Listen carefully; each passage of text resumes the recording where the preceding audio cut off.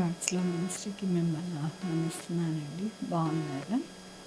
మనం ఇప్పుడు శ్రమ దినములు దేవుని యొక్క కృపతో ఆయన యొక్క మరి పాదాలు పట్టుకొని మన జీవితాలని కట్టుకోవాలి అని మన సంఘాలలోని మన గృహాలలోని మనం ధ్యానించుకుంటూ ప్రార్థించుకుంటూ ఆయన కృప పొందుకునే వారిగా మన దినదినము మనల్ని మనము మరి సరి చేసుకోవడానికి ఈ యొక్క దినములు మనల్ని ఎంతగానో పురుకొల్పుతున్నాయని దేవుడికి వందనాలు చెల్లిస్తూ ఉన్నాను. మరి దేవుడు సిలువలో పలికిన 7 మాటలు ధ్యానించుకునుట మన యొక్క జీవితాలకి ఎంతో ఆశీర్వాదకరం. అలాగే దేవుని యొక్క కృప పొందుకునే వారిగా మనం ఉంటామని ఈ యొక్క 7 మాటలు ధ్యానించుకుంటూ ఉన్నాం. అందులో భాగంగా 5వ మాట మనము ఈ దినము ధ్యానించుకుందామండి.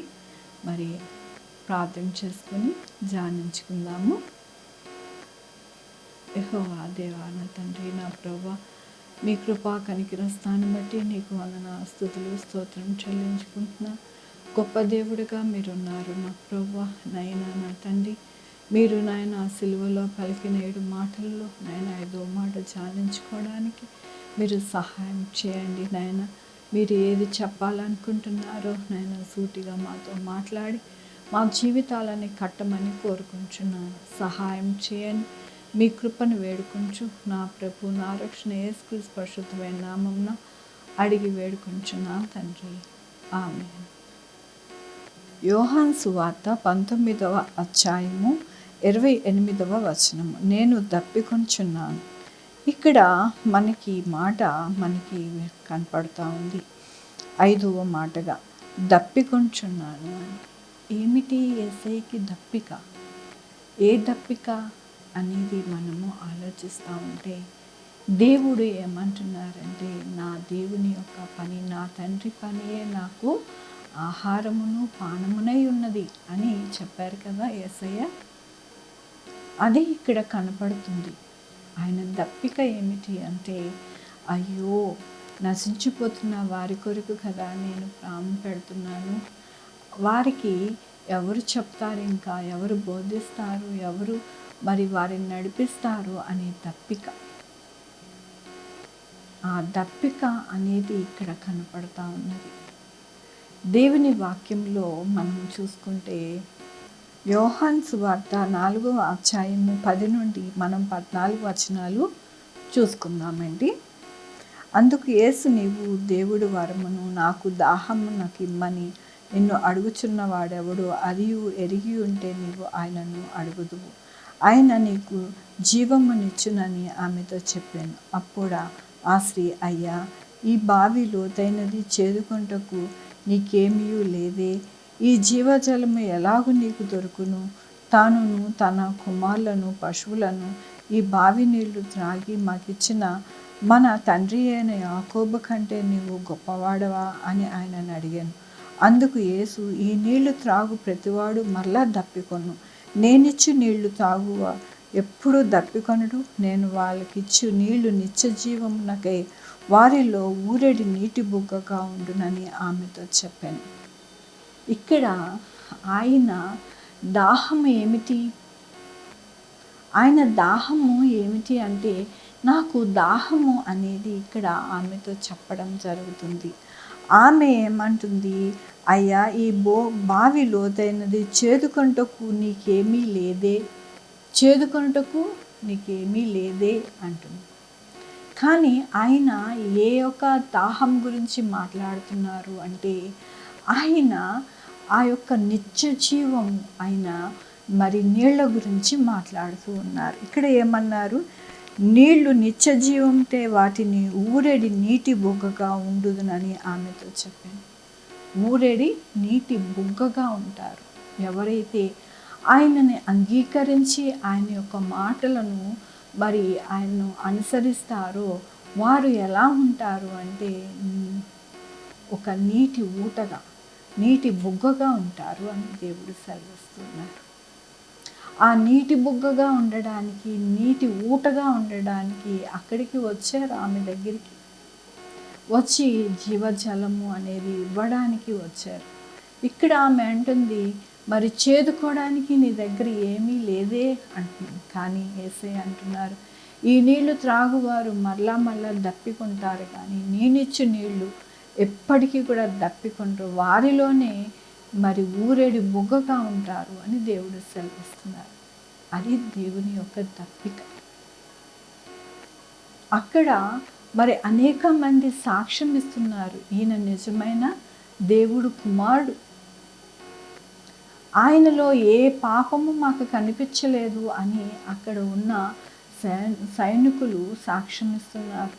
అలాగే ఆయన మరి ఆ యొక్క గాయములో నుంచి మరి నీరును రక్తమును కారెను అని ఒక సైనికుడు సాక్ష్యం ఇస్తున్నారు.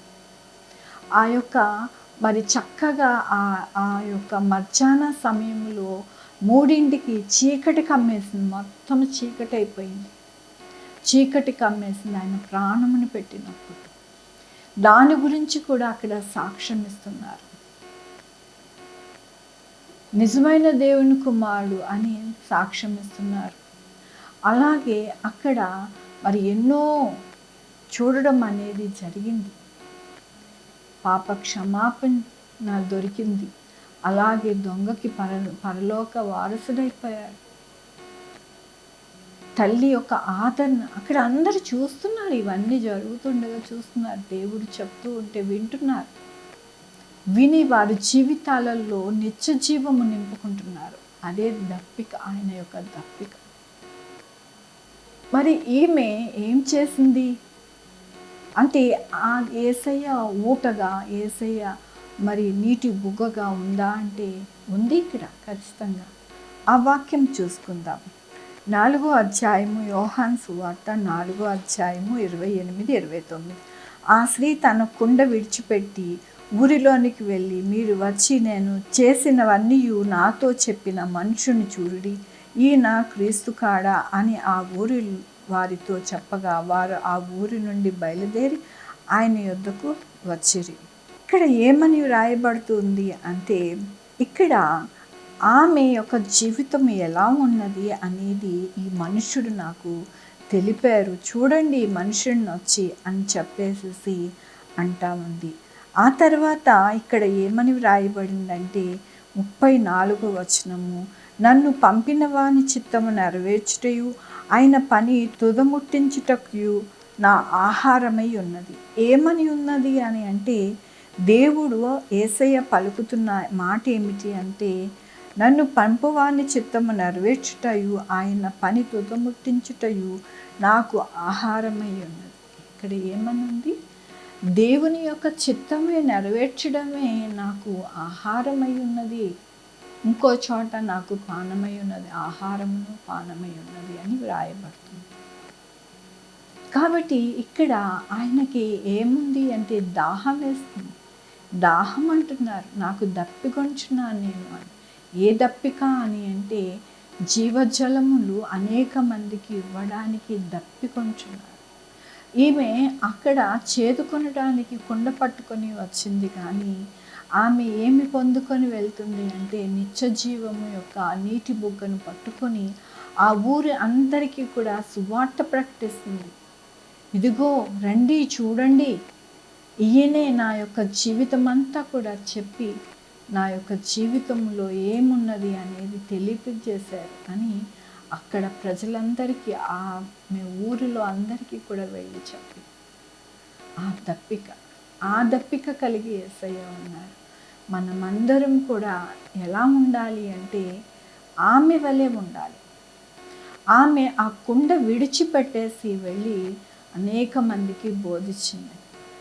మన జీవితాలలో కూడా మనము మరి నీటి ఊటల వలె, నీటి బుగ్గల వలె మనము ఉండి నిత్య జీవము అనేక మందికి పంచి ఇచ్చేవారిగా, అనేక మందికి ఆ జీవజలములను మరి అనుభవించేవారిగా మనము ఉండాలి అని యేసయ్య దప్పికొంచున్నారు.